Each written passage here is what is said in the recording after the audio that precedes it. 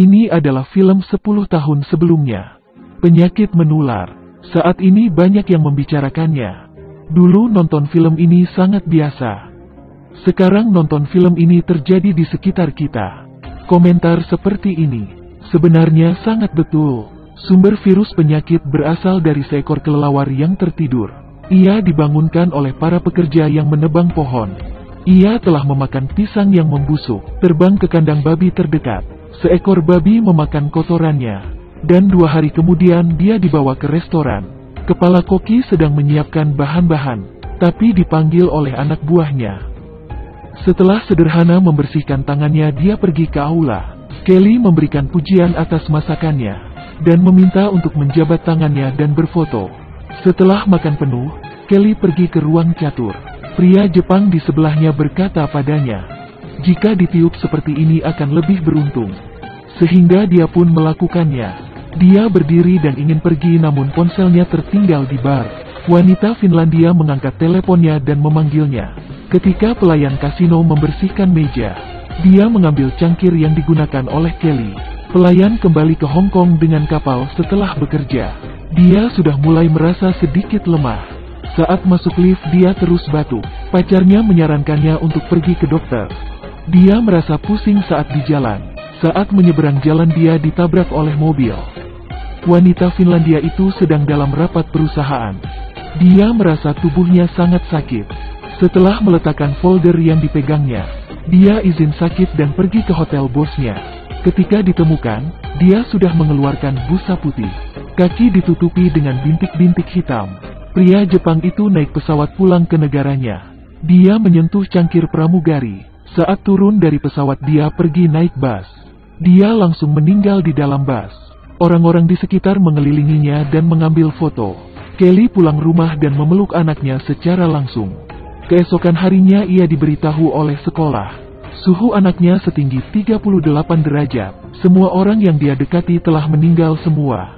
Kesadaran sendiri juga secara bertahap menjadi kabur. Dia jatuh ke lantai dan mengeluarkan busa putih. Setelah penyelamatan dari dokter, masih saja tidak berhasil.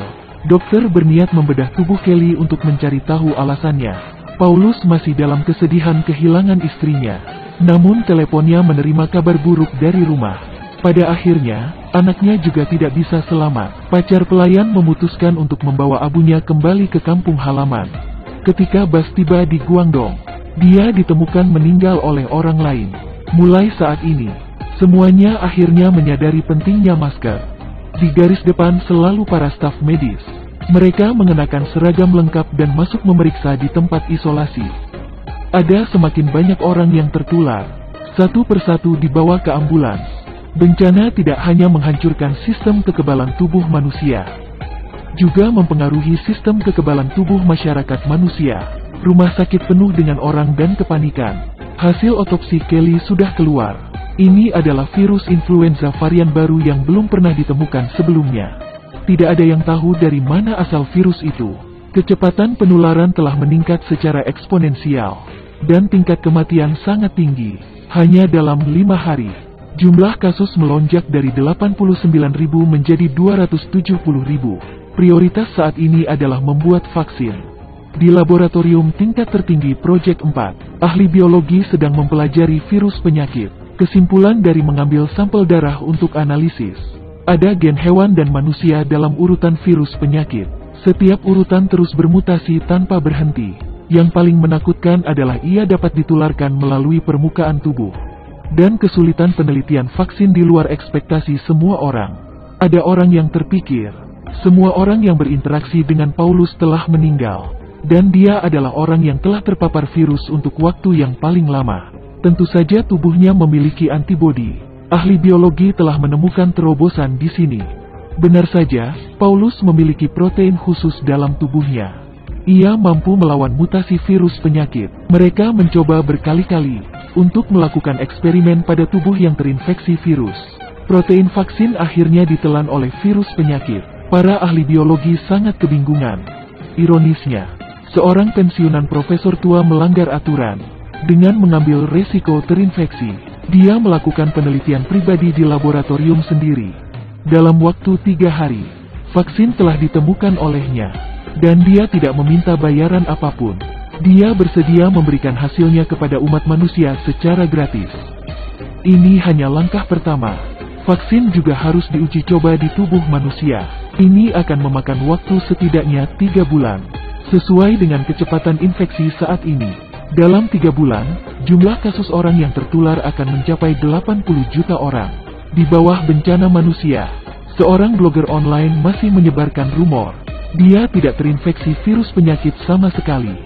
Dia mengklaim dirinya demam 39 derajat sebelumnya. Setelah menggunakan didesinfeksi merek ini, secara ajaib demamnya menurun. Video semacam itu menjadi viral di internet. Awalnya mengira tidak ada orang yang percaya berita bodoh seperti itu. Tapi di bawah keinginan untuk bertahan hidup, manusia telah benar-benar kehilangan akal sehat mereka. Lebih mengerikan daripada penyakit menular adalah rumor. Semua orang berbondong-bondong ke supermarket. Mereka semua demi membeli didesinfeksi. Pada awalnya semuanya mengantri dengan tertib. Dalam kerumunan orang terus-menerus ada yang batuk. Bahkan ada yang tidak memakai masker. Saat mengetahui jumlah obat tidak banyak, semakin banyak orang yang menerobos antrian. Dalam sekejap terjadi kekacauan. Kaca jendela dilempar hingga pecah. Semua orang masuk untuk mendapatkan obat. Supermarket diborong hingga kosong. Kekacauan juga terjadi di jalanan. Orang-orang mulai melakukan perampokan. Orang-orang yang merampok barang ada di mana-mana. Ini adalah pengaruh dari video berdurasi 50 detik. Persimpangan utama di kota telah ditutup. Ada orang yang menggunakan kebebasan sebagai alasan. Mereka ingin menyingkirkan pembatasan pemerintah. Korban yang meninggal masih terus meningkat. Sudah melebihi tempat pemakaman. Bahkan pelajaran yang nyata. Masih ada orang yang menyebarkan berita seperti ini. Jalan-jalan dipenuhi dengan sampah. Kantor, museum, dan gym semuanya kosong. Pada hari ke-26, hampir 580 juta orang telah tertular di seluruh dunia. Ini setara dengan setiap 12 orang ada 1 orang yang terinfeksi. Hingga saat ini, pemerintah belum merespons.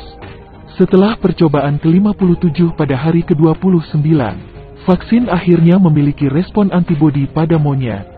Tapi ini harus menunggu hasil setelah 24 jam. Setiap detik sekarang mewakili banyak kehidupan. Para peneliti tidak bisa menunggu waktu reaksi. Dia langsung bereksperimen pada diri sendiri. Dia pergi ke daerah karantina dan melepaskan maskernya. Kemudian mencium ayahnya. Ya, dia telah berhasil.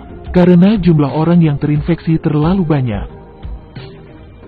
Siapa yang diprioritaskan untuk disuntik adalah masalah. Pemerintah memutuskan untuk mengambil angka. Hasil pertama keluar 0310.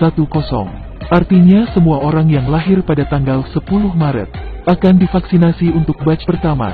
Artinya mereka harus mengambil angka 365 kali. Meskipun demikian, masalah tentang siapa yang mendapatkan vaksin pertama tetap ada. Mereka yang berada di urutan belakang memiliki niat jahat. Mereka masuk untuk merampok vaksin orang lain.